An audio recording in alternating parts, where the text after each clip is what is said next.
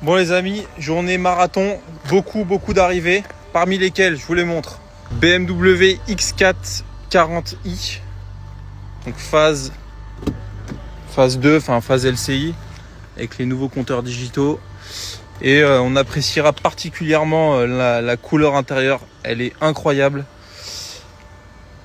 Couleur Hermès, Havane, je sais pas comment vous appelez ça, mais c'est super beau. Full option. Ils sortent chez BMW, très peu kilométrés. Quelle voiture! On a également reçu, les amis, un C43 AMG qui vient du Japon, appellation C450. Les gars sont à l'œuvre pour les photos. Et j'en profite, les amis, pour remercier publiquement mon fournisseur du Japon. Il se reconnaîtra. Qui n'a jamais failli du verbe faillir à m'envoyer des voitures de qualité. Je vous les montre. Ça vient du Japon par ce même fournisseur. 28 000 km dans un état exceptionnel. Ma M8, bon bah, ça se passe de commentaires. L'autre Trophy, 24 000 km dans un état exceptionnel. Cette Audi RS3 8P, une de mes préférées. 60 000 km pareil, dans un état mais incroyable. Donc voilà, petite story parce que parfois il faut savoir reconnaître la qualité des voitures, elle est au rendez-vous. Donc merci à toi mon ami, ça fait plaisir. Bon les amis, vous le savez, je déménage dans 10 jours maintenant. Ouais, 10 jours de Paris. Putain, là, j'ai tellement hâte. Ce matin, je faisais mon petit jogging dans Boulogne là. Et je me disais, mais putain, je suis en train de sucer des pots d'échappement. Tu sais, à grande respiration. Et j'ai lu une étude, les amis. Et c'est une vraie étude. Alors moi, je courais dans le bois de Boulogne. Enfin, j'habite à côté de Boulogne. Là, t'as les gros lourdeaux qui vont faire bois de Boulogne. Et le bois de Boulogne, c'est vraiment sympa quand t'habites à Paris, parce que c'est quand même très boisé, etc. Bref, et je me disais, j'ai lu une étude là, il y a pas longtemps. Mais c'est une étude qui est très connue. Quand tu fais du sport à Paris, donc avec la pollution, etc., c'est aussi néfaste, parce que tu respires, tu sais, à plein poumon, je sais pas comment tu dis, les gaz d'échappement, etc. C'est équivalent à sniffer un rail de cocaïne. C'est aussi néfaste que de sniffer un rail de cocaïne. Donc t'imagines. Bon après ça fait du bien, ça va faire du bien à tout le reste, mais ouais, c'est dire à quel point j'ai hâte de partir de cette ville d'abrutis du village là. Et je commence à rapatrier ma petite Mégane 2 RS là. Ça faisait quelques mois que je l'avais pas sortie. Putain, mais à chaque fois que je la sors, je me dis mais qu'est-ce qu'elle est belle cette caisse. Elle est clinique, je te jure. 36 000 km. Et je l'ai acheté il y a un peu plus de 2 ans et demi maintenant, parce que je l'avais acheté en avril, je me rappelle, 2022. Donc ouais, 2 ans et quelques mois. Et j'ai fait 800 km. Parce que je l'ai acheté, elle avait 35 500, elle a 36 250. J'ai pas roulé avec, quoi. C'est ouf. Mais je crois que je la vendrai jamais cette caisse. Autre chose, les amis, hier je suis rentré chez moi et tu sais, je regarde mes comptes bancaires, et ceux qui sont professionnels comme moi et qui sont au CIC, parce que je suis au CIC, j'ai 2 comptes au CIC dans 2 banques, dans 2 agences différentes. Mais je pense que je vais partir de toute façon. Bon, tu me diras, les banques c'est toutes les mêmes, c'est la peste et le choléra, mais vous savez, j'ai une haine envers les banquiers qui ne cessent de grandir. Je vais vous raconter pourquoi. Bon, mais bref, le point de départ, c'est hier soir, je me connecte sur mon application et je regarde mes comptes. Tout va bien, tout. Et il faut savoir que moi, je suis quelqu'un qui ne fait pas de découvertes. Je fais pas de trucs bizarres. Je suis quand même... Bon, je fais attention à ça parce que, tu sais, t'as un scoring, tu vois, genre, si tu fais pas de découvertes, etc., t'as un scoring, ça te permet de... Voilà, d'être bien noté et d'avoir accès plus facilement à des prêts bancaires, etc. Et c'est quand même important, surtout quand tu veux te faire un patrimoine. Bon voilà, je suis quand même un usager, un client plutôt exemplaire. J'ai des crédits, je rapporte de l'argent aux banques, j'ai un peu de trésor. Bon bref, tout va bien quoi. Et là, je me connecte à mes 2 applications, enfin mes 2 comptes bancaires respectifs, et je vois prélèvement, intérêt, frais, 2 000 € sur un compte et 1 000 € sur un autre, 3 000 €. Ah, ça m'a mis une claque. Faut savoir que la boîte tourne bien, les boîtes tournent bien, il n'y a rien à dire et tout, mais Mais tu vois, il y a des trucs sur lesquels je suis pas prêt à accepter, c'est de me manger 3000 euros d'intérêt comme ça pour rien. Tu sais, c'est pas des frais de découvert, c'est pas des trucs genre liés à une mauvaise utilisation, des ATD, des trucs à la con comme ça. Non, c'est vraiment gratuit, tu vois. Donc, surtout pour avoir un service qui est celui que j'ai, c'est-à-dire zéro, tu vois. C'est-à-dire toutes les semaines appeler ma banque pour qu'ils m'augmentent mes plafonds de carte bleue parce que à chaque fois mes plafonds suffisent pas, donc je perds des minutes et des minutes, les plafonds de virement, me justifier toute la journée pour les virements que je fais. Tu sais, il y a quand même un mec, il y a quand même un banquier une fois qui me dit mais pourquoi vous faites autant de virements?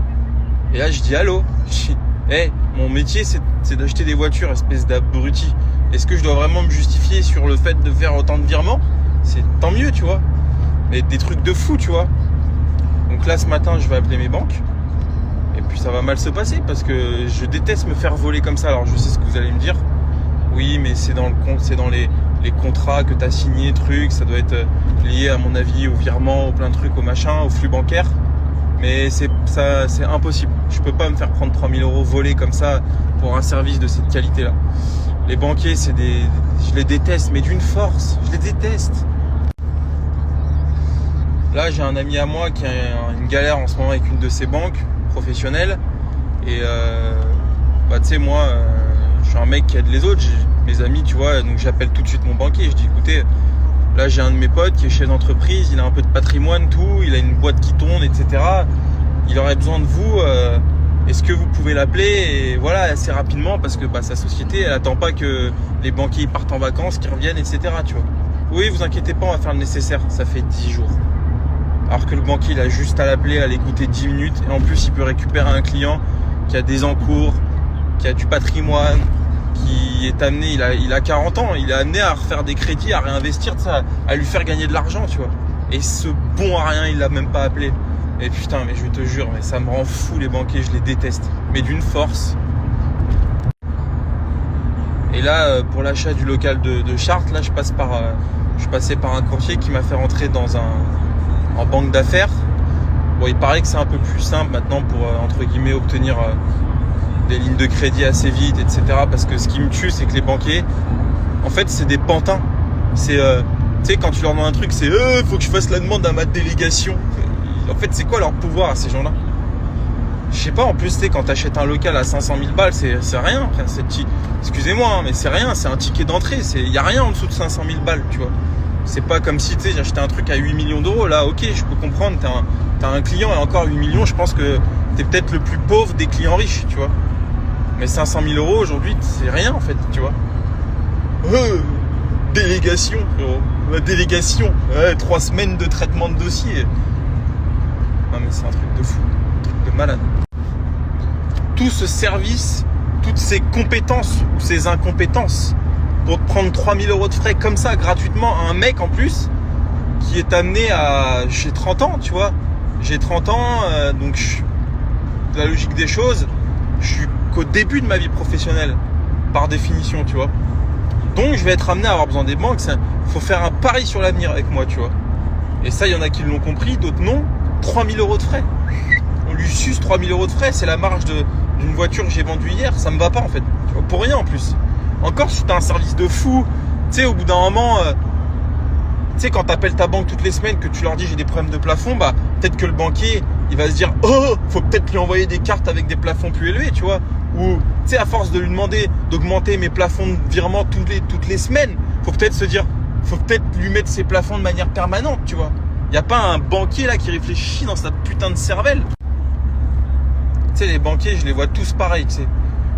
Un peu, tu sais, en costume de chez Jules, de chez Brice, petit ventre un peu bedonnant, frérot, derrière le guichet, à encaisser les chèques et à servir à rien, en fait. Voilà. Je suis désolé, hein, je suis un peu agressif envers les banquiers.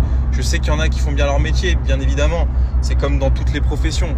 Mais bon, faut quand même avouer qu'il y a une tendance générale qui se dégage vers ces gens-là, parce que c'est un peu comme les videurs de boîtes de nuit. Tu vois, j'ai rien contre les videurs de boîtes de nuit, mais on sait que c'est des gens qui sont obligés d'être là. C'est des gens, on est obligé de vivre avec, c'est obligé qu'il y ait des banquiers, c'est obligé qu'il y ait des banques, c'est obligé qu'il y ait des videurs de boîtes de nuit, tu vois, c'est obligé qu'il y ait Et sauf qu'au bout d'un moment, à force d'être là parce que tu es obligé d'être là et que tu es une profession indispensable, bah, t'en oublies le service client, t'en oublies quelque part, t'en oublies le professionnalisme, t'en oublies comment dire, la courtoisie, tu vois. Et ça, c'est des trucs sur des professions comme les nôtres où bah en fait on a besoin de vendeur de voiture, mais c'est pas une profession tu vois, indispensable au bon fonctionnement de la société, tu vois. Bah du coup on est obligé d'être serviable, d'être réactif, d'être intelligent dans notre métier. Bah ouais, parce que sinon bah on va nous dire bah, allez vous faire enculer, on n'a pas besoin de vous, et ils auront raison les gens. Mais les banquiers, qu'est-ce que tu veux faire sans eux? Sans les banquiers, tu fais comment avec ton oseille? On peut pas se balader avec des malles de cash sur soi, tu vois. On est obligé d'emprunter pour acheter une maison, un local, faire des travaux, tu vois. Et comme on est obligé, bah ma théorie c'est de dire que ces gens-là, ils en ont rien à foutre et qu'ils se disent, et en vrai ils ont pas si tort que ça, ils se disent bah de toute façon qu'il soit content ou pas, il aura toujours besoin de nous. Et qu'il soit content ou pas et qu'il enlève ses comptes de chez nous, on en aura toujours des clients. Et c'est vrai en plus. Hein. Donc moi l'objectif dans ma vie c'est d'être tellement riche. Mais ça va au-delà de vouloir être riche. Pour moi perso, je m'en fous. En vrai, avoir 2 maisons c'est bien, mais 10 maisons c'est pas ce qui te rend plus heureux et c'est pas ce qui va faire que tu vas pouvoir te dédoubler en 10 pour habiter dans tes 10 baraques.